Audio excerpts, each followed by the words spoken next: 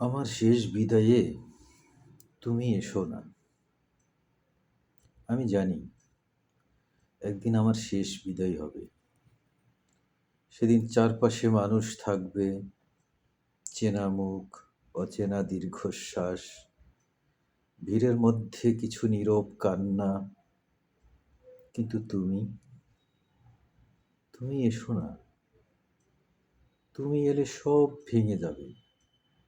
আমি যে শক্ত হয়ে থাকতে চেয়েছি, জীবনের কাছে মাথা নত না করে যে হাঁটতে চেয়েছি, তোমার এক ফোঁটা চোখের জলেই সব দুর্বল হয়ে পড়বে। আমাদের গল্পটা তো এমনই ছিল। ভালোবাসা ছিল, কিন্তু পাওয়া হয়নি। স্পর্শ ছিল কল্পনায়, বাস্তবে নয়। তুমি ছিলে আমার সব চাওয়ার ভেতর, অথচ ভাগ্যে ছিলে না। আমি তোমাকে দোষ দিইনি কোনোদিন।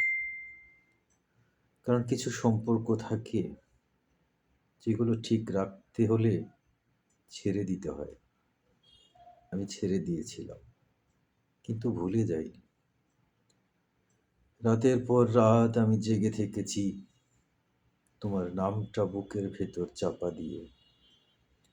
হাসির আড়ালে লুকিয়ে রেখেছি কান্না, আর মানুষকে দেখিয়েছি আমি ভালো আছি।